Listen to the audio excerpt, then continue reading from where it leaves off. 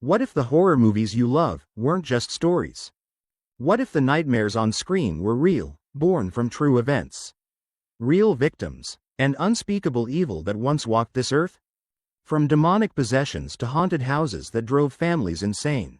These films weren't created by imagination alone, they were inspired by reality. Tonight, we dive deep into the shadows behind Hollywood's most chilling legends. These are 10 horror movies based on terrifying true stories, where truth is more horrifying than fiction. So dim the lights, hold your breath, and before we begin, don't forget to like, share, and subscribe to Movie Mysteries, because after this, you may never watch, based on a true story, the same way again. 1. The Exorcism of Emily Rose, 2005, the true story behind a possession that shook the world. When The Exorcism of Emily Rose hit theaters in 2005, audiences thought they were watching another Hollywood exorcism flick, screaming, shaking, holy water flying everywhere, but few realized the movie was based on a horrifying real-life case that ended not in redemption, but in tragedy. The film tells the story of a young college girl, Emily, who becomes possessed by dark forces, or so her family believes. Doctors call it psychosis. A priest calls it the devil. The courtroom becomes the battlefield between faith and science. But behind the script lies the real story of Anneliese Michel, a 23-year-old German woman whose life became one of the most controversial exorcism cases in modern history. Anneliese was a devout Catholic. She prayed daily, attended Mass, and dreamed of serving God. But in her early 20s, something changed. She began hearing voices, terrifying, blasphemous whispers telling her she was damned.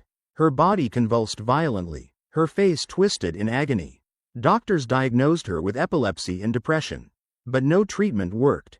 When her parents turned to the church for help, 2 priests were authorized to perform an exorcism.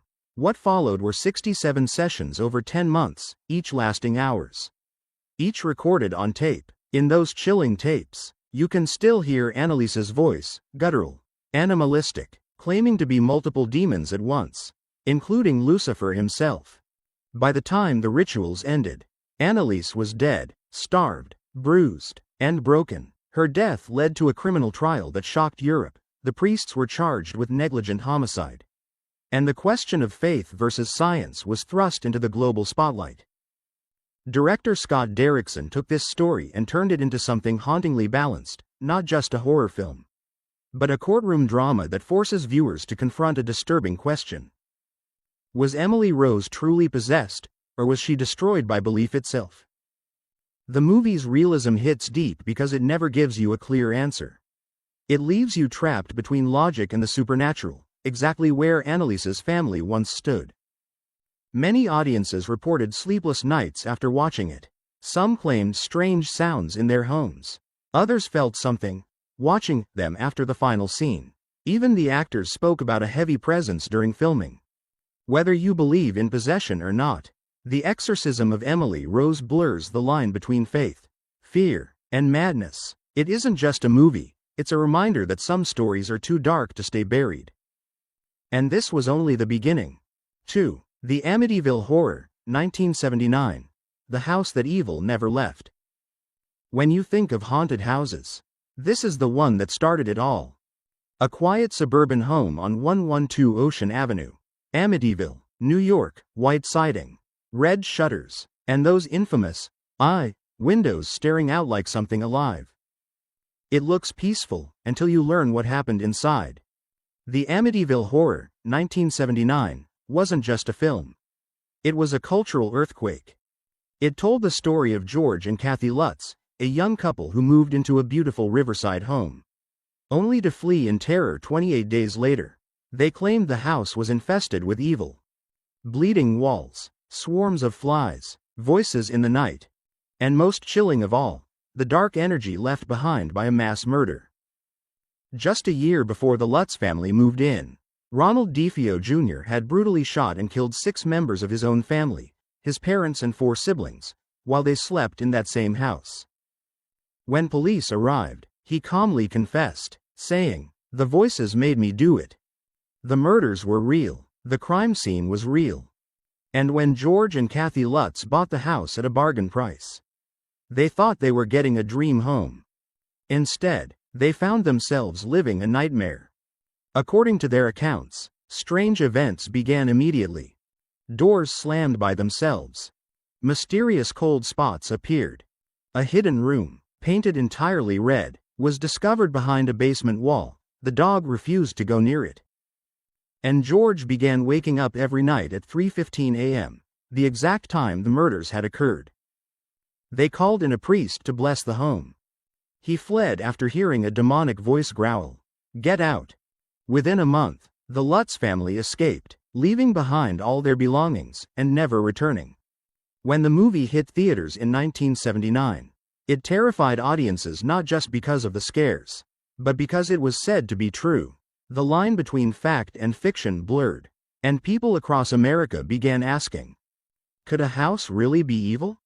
Skeptics dismissed it as a hoax, a clever publicity stunt by the Lutz family and author Jay Anson, who wrote the best-selling book that inspired the film. But believers point to the long history of strange happenings that continued in that house, new owners reporting shadows, cold drafts, and eerie sensations that couldn't be explained. Even to this day, the Amityville house attracts ghost hunters and thrill seekers who swear they can still feel something watching from the upstairs windows.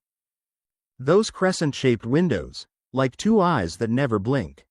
The Amityville horror didn't just scare audiences. It created an entire subgenre of, based on a true haunting, movies, paving the way for The Conjuring, Insidious, and countless others. But nothing has ever matched the sheer dread of that house, the one where evil supposedly still lingers. Because whether you believe the story or not, some places feel alive, and some homes never let go. 3. The Conjuring, 2013. The haunting that shook the real Ed and Lorraine Warren.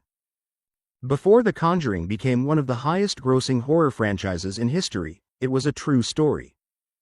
And it didn't start in Hollywood, it started in a lonely farmhouse in Harrisville, Rhode Island, where a family of 7 found themselves face to face with something they couldn't explain, and couldn't escape. The year was 1971. Roger and Carolyn Perron had just moved into a sprawling, old farmhouse with their 5 daughters. It was everything they dreamed of, quiet, spacious, full of history.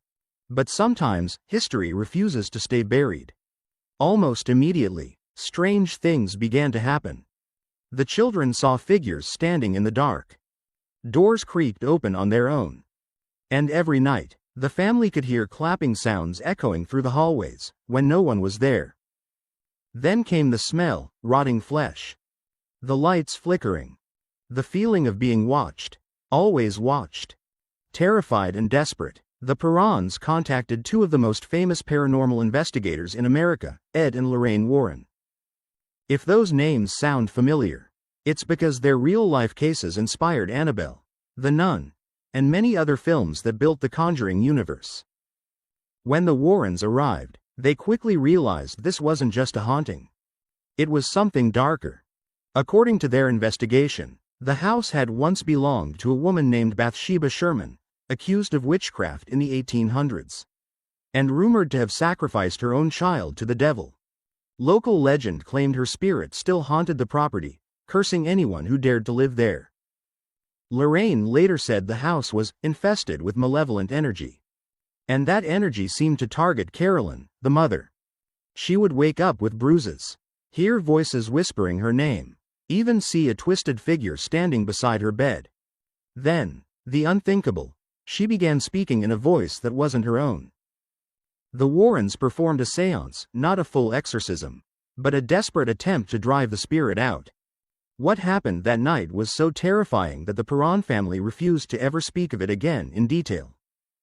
Furniture levitated. Carolyn's body contorted. And for a moment, everyone in the room thought she might die right there. When The Conjuring hit theaters in 2013, critics praised it for its old-school horror, no cheap CGI. Just pure atmosphere and dread.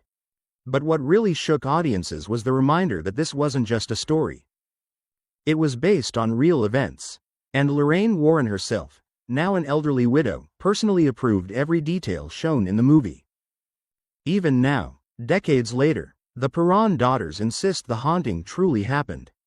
They say the spirits never really left, they just went quiet. Waiting.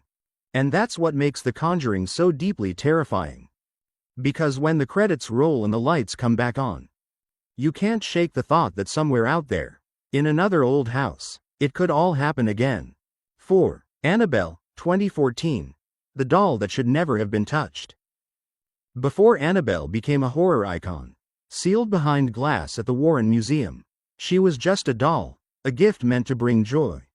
But sometimes, evil hides behind the most innocent faces.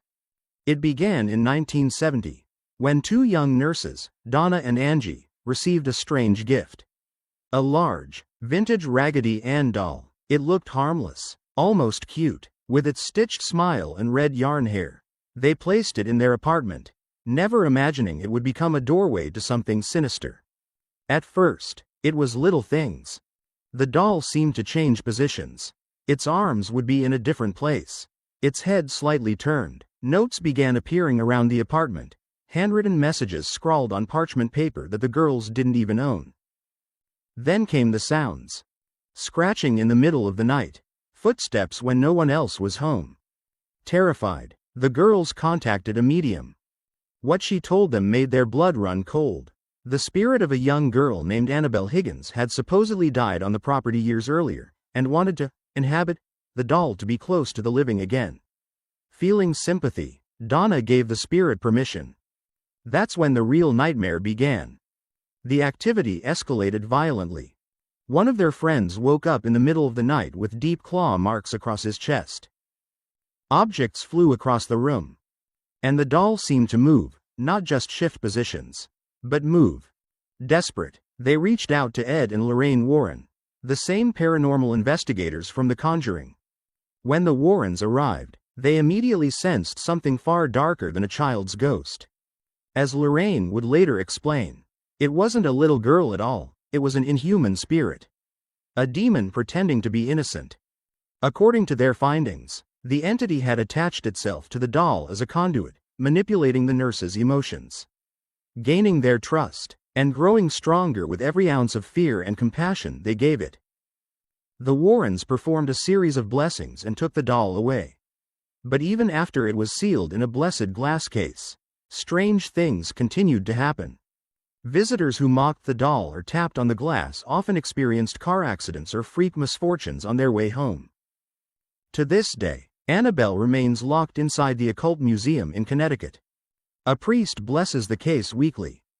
And a sign sits right beside it, reading in bold letters. Warning. Positively do not open. What makes Annabelle so chilling isn't the porcelain doll in the movie, it's that somewhere, right now, the real one still exists. Sitting silently, watching, and waiting for someone foolish enough to open her case again. 5. The Texas Chainsaw Massacre, 1974, inspired by a killer who wore human skin. Before the roaring chainsaw and the shrieks of terror echoed through drive-in theaters, The Texas Chainsaw Massacre was more than just a horror film, it was a nightmare rooted in truth. The story follows a group of friends who stumble upon a deranged family in rural Texas. Led by the grotesque, mask-wearing butcher known as Leatherface. What many viewers didn't know was that the inspiration behind this film was far more disturbing than anything on screen. The seed of horror was planted by the real-life monster Ed Gein, a quiet man from Plainfield, Wisconsin. In the 1950s, the town saw him as strange, maybe lonely, but harmless. No one knew that inside his isolated farmhouse, Gein was building something unimaginable.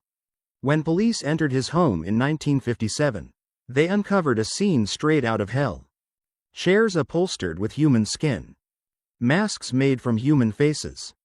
A belt crafted out of severed nipples. And bowls made from skulls.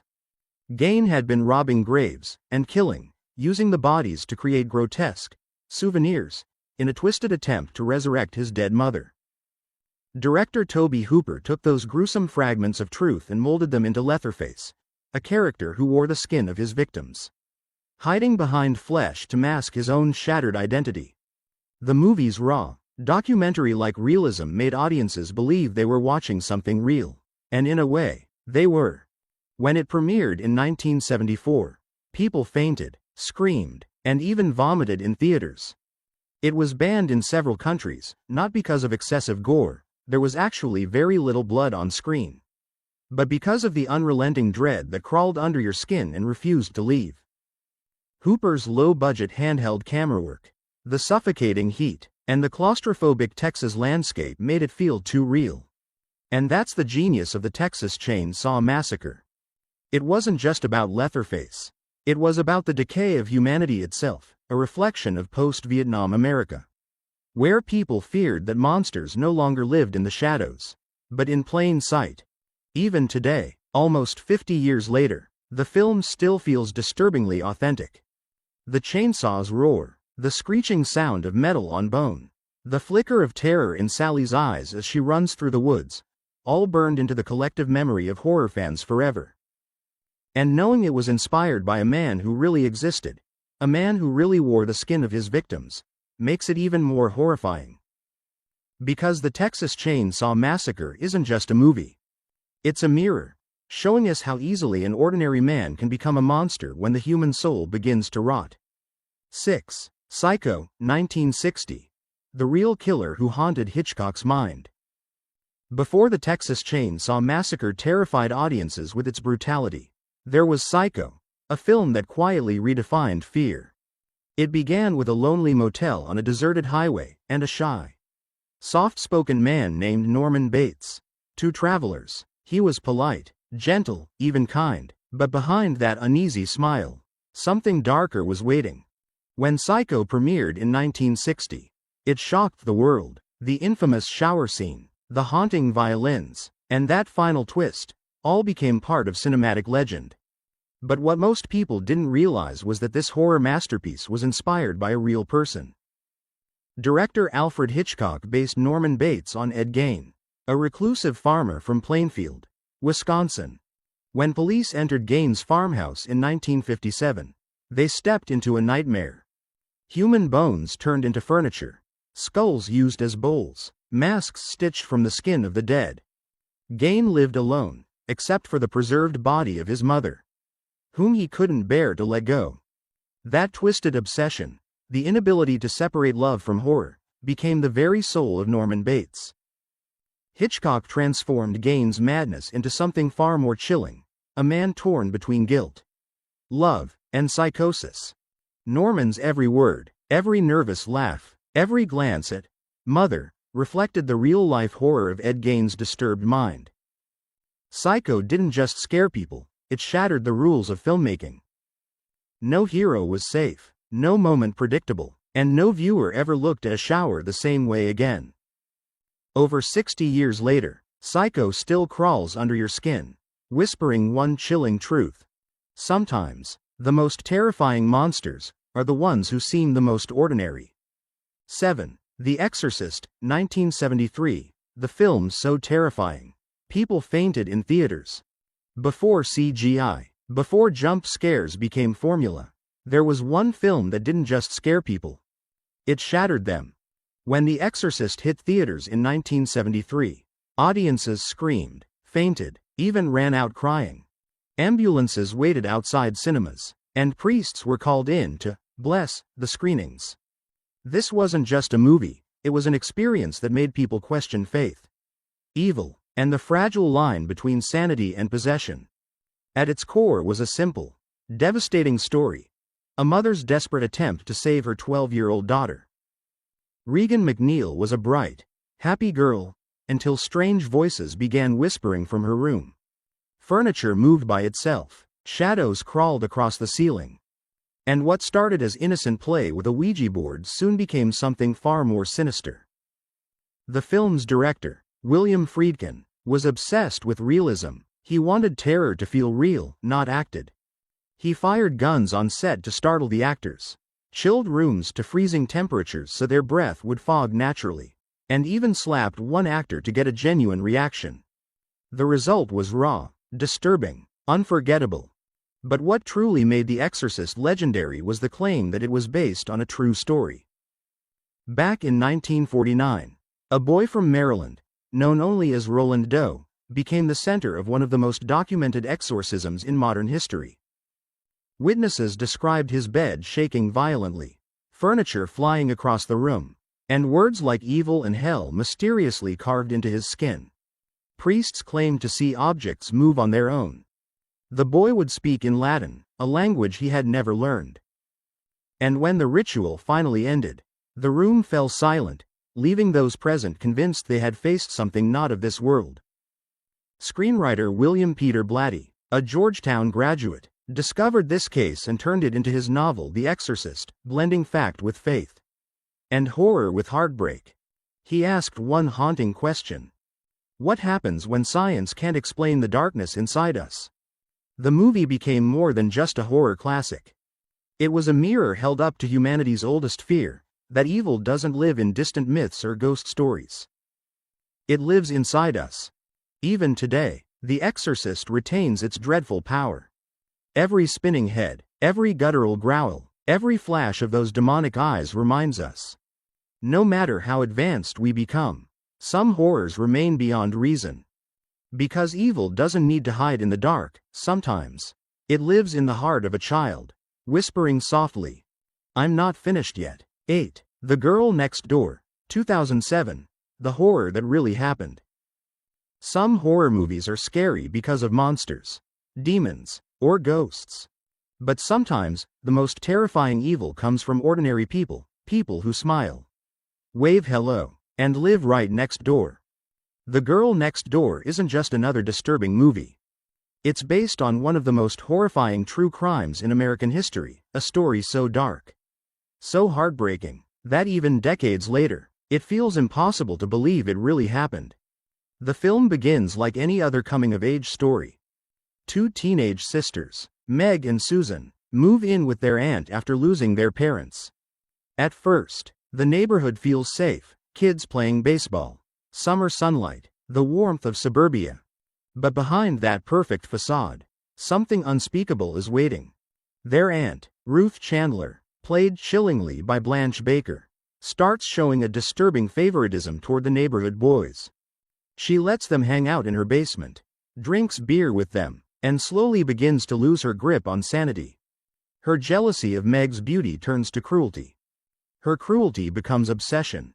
And soon, that basement, once a place of childish games, turns into a dungeon of suffering. What follows is almost unbearable. Meg is tied up, beaten, starved, and tortured, not by strangers, but by people who knew her. The other kids laugh, join in, and watch. It's a horror born not from the supernatural, but from the human heart at its absolute worst. And here's the part that truly chills the soul. It's based on the real-life murder of Sylvia Likens, a 16-year-old girl from Indiana in 1965.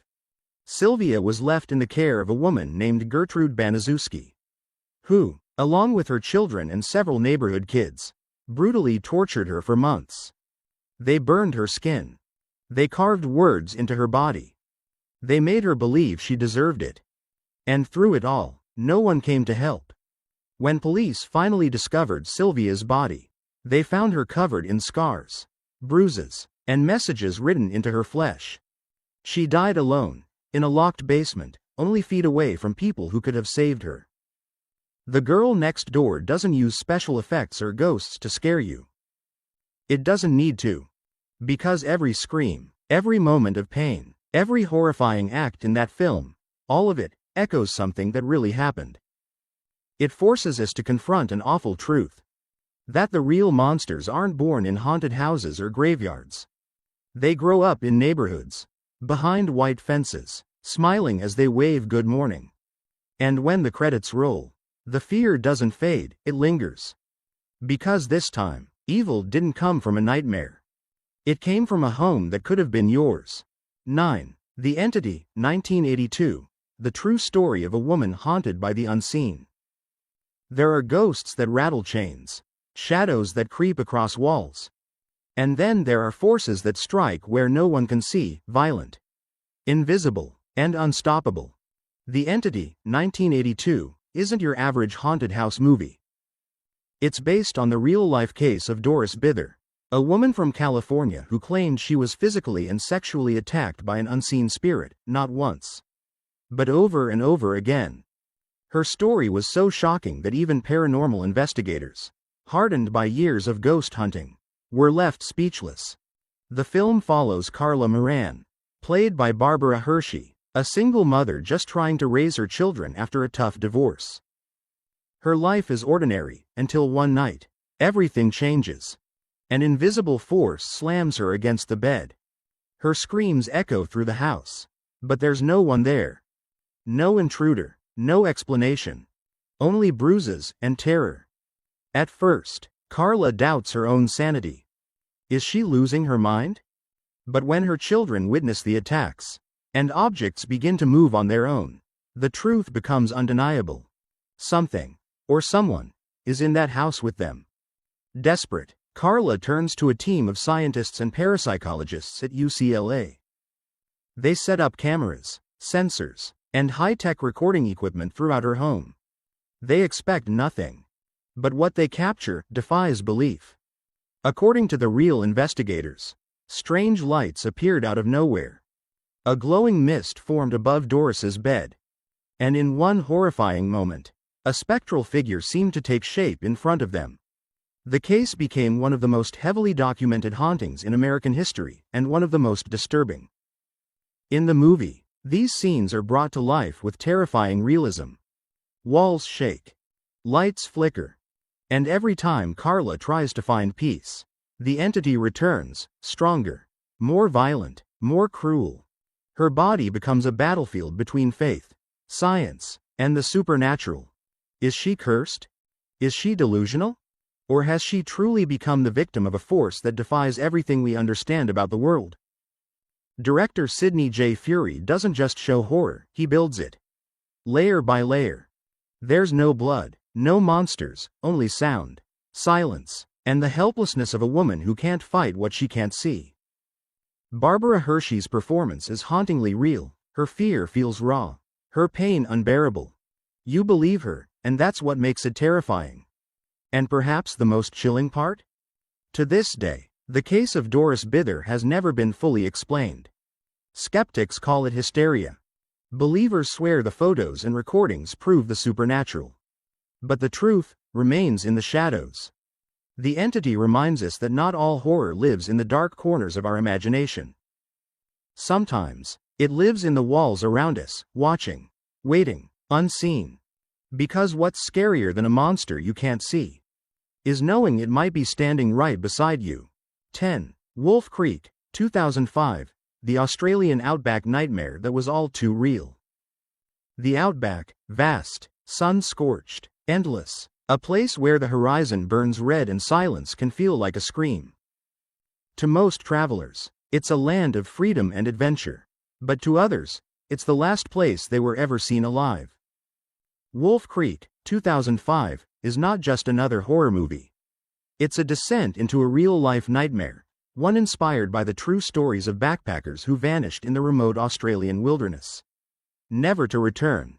What begins as a road trip of friendship and freedom soon becomes a brutal fight for survival. Far from the safety of civilization. The story follows Liz, Christy, and Ben, three carefree travelers exploring the vast emptiness of Western Australia. They laugh, drink, take photos, the kind of trip that feels infinite, the kind you never forget. But everything changes when their car mysteriously breaks down near a massive crater known as Wolf Creek, an ancient meteor site surrounded by haunting silence. As night falls and the temperature drops, they're stranded in the middle of nowhere. Then a stranger appears.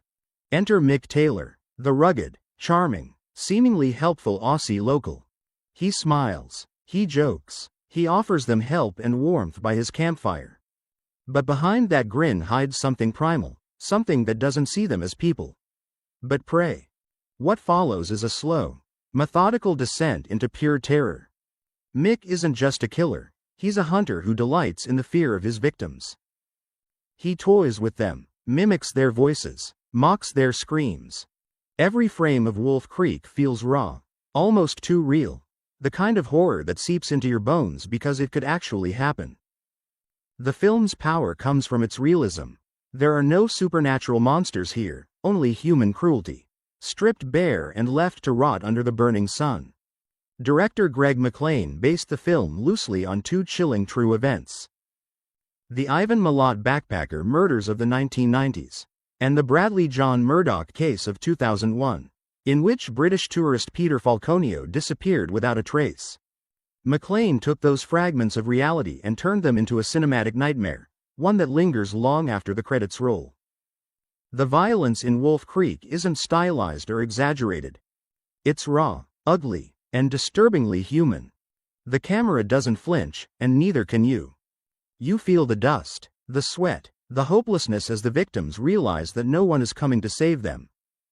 The vastness of the Australian desert becomes its own character, an endless graveyard where screams disappear into the wind.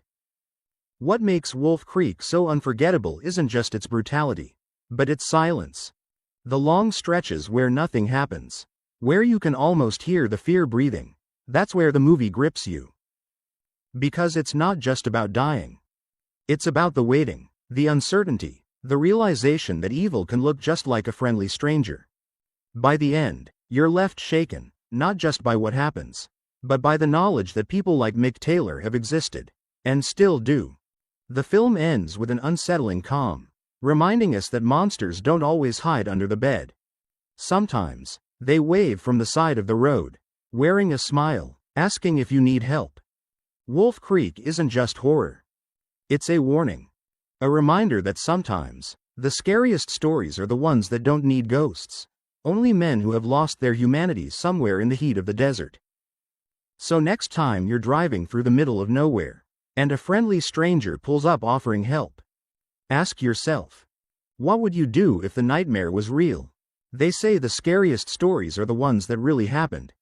And after watching these 10 movies, you might start to believe that's true. From demonic possessions and haunted houses to killers who walked among us. These films remind us that horror doesn't always come from imagination. Sometimes it's ripped straight from the headlines. The Exorcism of Emily Rose, The Conjuring, The Texas Chainsaw Massacre, The Girl Next Door. Each one blurs the line between cinema and nightmare. Between what we think is fiction and what might still be out there, waiting in the dark. These stories haunt because they could happen to anyone. A knock at the door. A voice in the night. A friendly stranger offering help.